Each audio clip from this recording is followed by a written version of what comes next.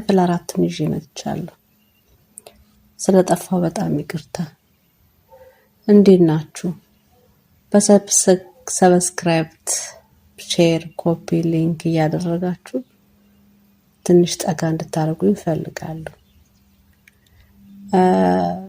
4ኛ ክፍልን ይዤ መጥቻለሁ። ያቆምኩት ህንድ ሄጄ ነበር ወይም ደግሞ አዲስ አበባ ስራ ካፌ ጀምሬ ነበርና ካፌ እየሰራው ያለ ወደ ታሪኩ ስገባ ካፌ እየሰራው በማገኘው ገንዘብ ወደ እናቴ ግማሽ ብሩን ሰጣታለሁ፣ ግማሽ ብሩን ደግሞ ለራሴ አደርጋለሁ። አዲስ አበባ ሜርሲ ካፌ ሰርቻለሁ።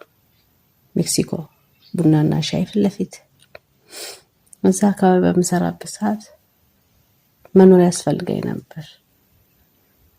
መኖሪያ ስፍራ ስለማላገኝ ተመልሼ ወደ ሰው ቤት መጣሁ። ይሄ ሁሉ የሆነው በ4 ወር በ5 ወር ልዩነት ውስጥ ነው። እንደዛም ሆኖ ግን ያው ሳር ቤት ስራ አገኘሁኝ። ጥሩ ናት። የመኪና ድርጅት አላት። የመኪና መሸጫ ድርጅት አላት። ሀብታም ነች ሴትዮ። ያው እኔን የፈለገችኝ ምግብ እንዳበስልና ጽዳት።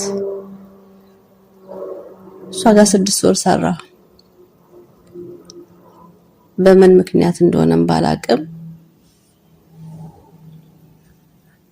ሰራተኛ እንደማትፈልግ ነገረችኝ። ያለኝ አማራጭ ደግሞ ያው ሰራተኛ ከሌለ ወይ ወደ እናቴ ነው ወይ ወደ ትምህርቴ ወደ አክስቴ ቤት ነው እና አክስቴ ጋር ተመልሼ ትምህርቴን ጀመርኩ። ትምህርቴን ለመጀመር ደብተር ገዛዛን ምናምን ግን አልሆነም።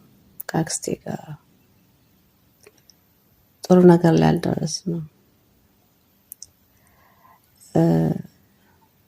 አንድ ቀን በኃይለኛው ተጣልተን ከቤት ወጥቼ ወደ እናቴ ቤት ሄድኩኝ። መግባት የነበረብኝ የዓለም ባንክ ነበር።